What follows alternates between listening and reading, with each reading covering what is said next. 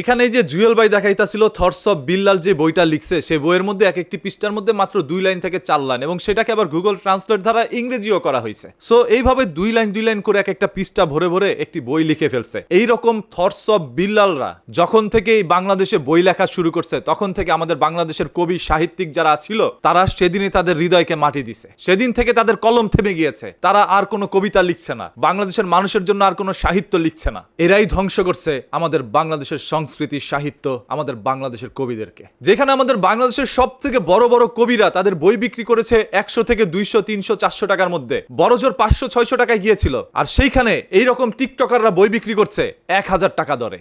এতে করে আপনি নিজের দাম বাড়াননি, বরঞ্চ আমাদের বাংলাদেশের বড় বড় কবিদের দাম কমিয়েছেন, তাদের ইজ্জতের মধ্যে লাথি মেরেছেন। যতদিন না পর্যন্ত এই আবেগকে কবর না দিয়ে বিবেক খাটাতে পারছেন ততদিন পর্যন্ত মানুষ যতই বর্ণনা আপনাদেরকে দেখ না কেন আপনারা ওই লেউরার ভাউদেরকে অনুসরণ করবেন।